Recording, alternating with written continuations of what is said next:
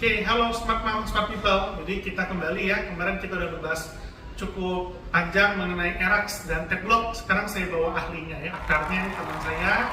Beliau dokter anestesi di sini di Rumah Sakit Outdoor Botania, Dr. Krisna ya dok. Dok, kita mau ngobrol singkat aja ya dok mengenai kan sekarang ibu-ibu banyak yang sesar dan takut nyeri nih. Kita kan dengan yang teknologi terbaru kita ERAX ya. ERAX cuman dengar ada TEPLOK sekarang. Tapi kita bahas dulu. Sebenarnya ERAX itu bagaimana sih dok untuk sesar dengan ERAX gitu?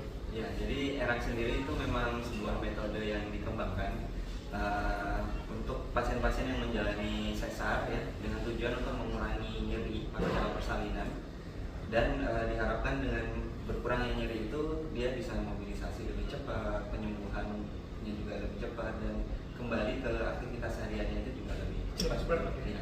Jadi sebenarnya di ERAX itu diapain gitu dok? Misal kan pasien kita banyak yang bingung nih. Sebenarnya apa sih bedanya ERAX ini? Apakah cara operasinya berbeda? Jadi saya kemarin jelaskan untuk sesarnya nggak ada perubahan. Kita tetap operasi biasa, cuman mungkin pembiusan yang agak berbeda gitu. Jadi, tapi bedanya apa gitu dok? Ya, jadi untuk ERAX sendiri persiapan sebelum operasinya ya ada berbagai hal ya.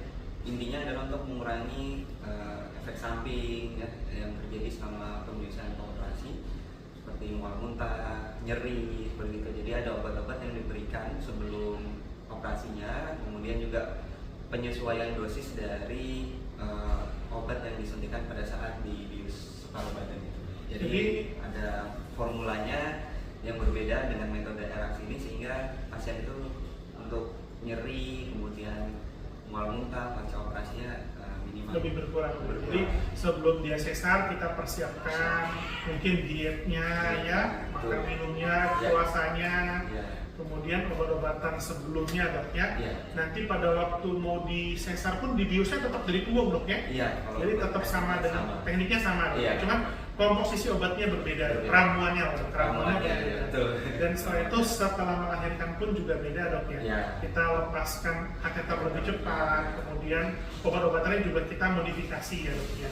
Nah, kalau yang sekarang yang terbaru tuh TEPLOK dok. Saya dengar TEPLOK tuh katanya lebih superior daripada ERAX. Nah itu bedanya apa dok?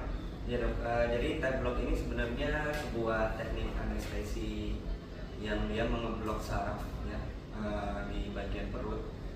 Fungsinya untuk mengurangi nyeri ya, dan dia efek mengurangi nyerinya sangat efektif ya, tanpa mengganggu mobilisasi pasien. Jadi dia mengeblok hanya saraf yang mengantarkan nyeri, tidak saraf yang mengatur pergerakan kaki dan lain-lain. Jadi dia yang terblok nyeri, hanya nyeri. Kemudian dia durasinya cukup lama, jadi bisa bertahan cukup lama sehingga pasca operasi pasien-pasien yang mendapatkan TEPLOK, blok saraf di bagian perut ini bisa mengalami atau mendapatkan efek anti nyeri yang lebih lama. Lebih lama dan lebih kuat. Jadi mungkin maksudnya tetap ERAX seperti biasa dulu dok. Jadi pasiennya tetap persiapan dari sebelum operasi, tetap disuntik punggungnya.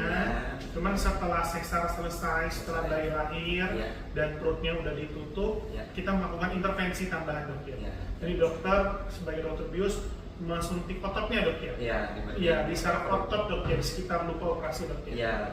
Jadi dengan harapan bisa lebih tahan anti nyerinya ya, karena yang di punggung mungkin hanya beberapa jam dok ya. Kan setelah itu kadang-kadang pasien takut nih habis dibius, habis obat biusnya sakit nih. Nah makanya kita TEPLOK itu dok ya. Itu kira-kira bisa bertahan berapa lama dok? Ya, jadi TEPLOK ini bisa bertahan secara teori dan yang kita dapatkan sehari-hari ini bisa bertahan minimal 8 jam sampai 12 jam. Ya, tergantung kondisi dok ya, tergantung besar ibunya, tebal lemaknya juga ya dok, tergantung kasus dok ya. Tapi diperkirakan 8 sampai 12 jam setelah sesar, nyerinya minimal dok ya, syukur-syukur tidak terasa nyeri ya dok ya.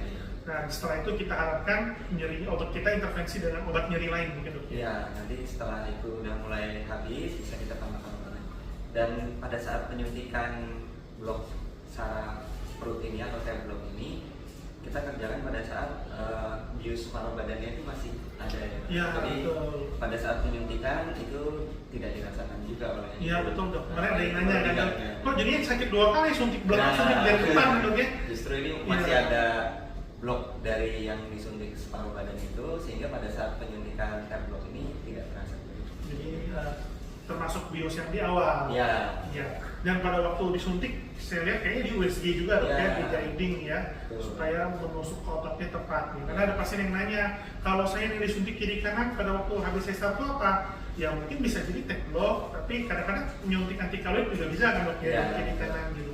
Jadi khasnya dia itu dia akan di guiding oleh USG biasanya. Nah, ini kelebihannya kalau yang kita lakukan dengan USG guiding atau panduan dengan USG, harapannya penyuntikannya itu lebih tepat, pas di sarafnya, dan efek samping atau penyuntikan di area yang tidak tepat itu lebih minimal ya. Jadi benar-benar dengan guiding USG ini diharapkan lebih aman, Lebih akurat lah dok ya. lebih akurat dan aman. Oke, begitulah kurang lebih secara singkat ya Smart Mom, Smart People, mudah-mudahan dapat membantu. Nanti kalau ada pertanyaan kita ramekan di komen. Kalau perlu kita bikin jilid kedua dok ya, Iya. pembahasan ini ya. Ya. Oke, terima kasih dok. Terima kasih. Ya, terima kasih.